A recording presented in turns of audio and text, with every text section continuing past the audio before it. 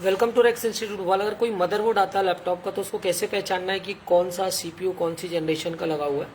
तो आइए चलते एक सिंपल सा एग्जांपल देके मैं समझाता हूँ। यहाँ पर तो यहाँ पर हमारे पास एक मदरबोर्ड है और अब हमें इसमें समझ में नहीं आ रहा है, या आप नए हैं, आप एक्सपीरियंस के बाद तो समझ में आ जाता है, लेकिन अगर नहीं आ रहा तो मैं सिंपल तरीका बताता हूँ आपको। देखिए ये आप इस तरह से देखिए नंबर H22381 यहाँ पर लिखा हुआ है और ये H22318 हमने यहाँ पर इसके जो आईसी है, जो मेन एसओसी है, उससे हमने इसको निकाला हुआ है। देख पा रहे होंगे आप। इसमें देखेंगे आप ये इस मदरबोर्ड में ये ग्राफिक्स के लिए लगा हुआ है, पर इसमें ग्राफिक चिप नहीं है और ये वीडियो रैम है। ठीक है, तो इस पर मैं बहुत जल्दी चीज़ें बताऊंगा आगे कि यूएमए क्या होता है और डिस्क्रीट क्या होता है।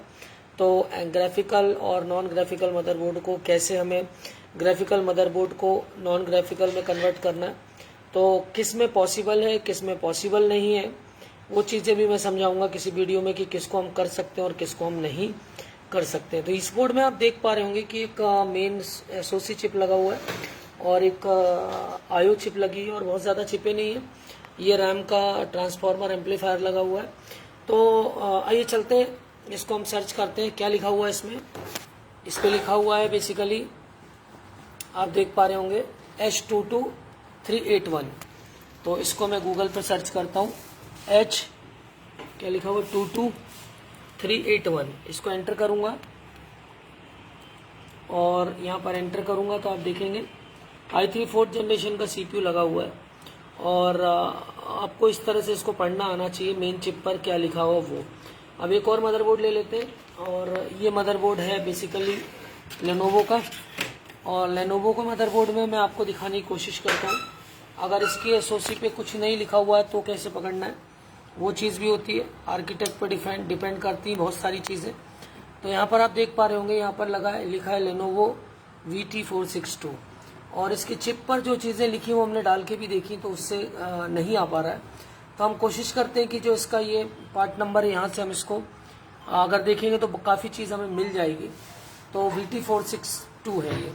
तो यहाँ पर मैं डालता हूँ, देखेंगे आप, यहाँ पर हम डालते हैं VT462।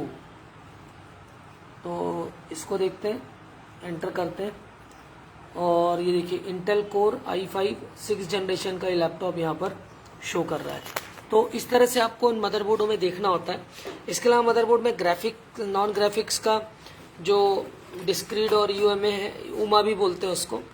तो यहाँ पर देखिए इस पर भी क्या है, ये नॉन ग्राफिकल बोर्ड है और इस पर ये बेसिकली ग्राफिक्स के लिए यहाँ पर ये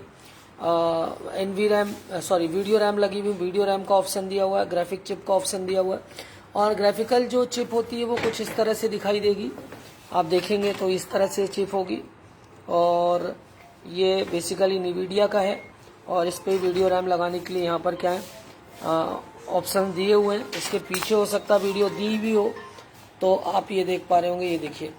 तो इसको हमारे स्टूडेंट्स ने निकाल भी लिया है। तो इस तरह से ये सारी यहाँ पर आप देखेंगे ये इसका ये ग्राफिक्स होता है। तो ये ग्राफिकल बोर्ड है। तो यूएमए और डिस्क्रीट में क्या अंतर है, कौन सा ग्राफिकल कहते हैं, क्या यूएमए का मतलब होता है, इसके अलावा ऑप्टिमस क्या होता है, उसके बारे में बहुत जल्दी वीडियो डालने वाला हूँ।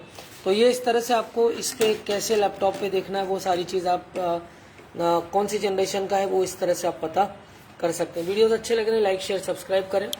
Laptop card level, micro level, chip level, तीनों लेवल्स के अलग अलग फीचर्स है।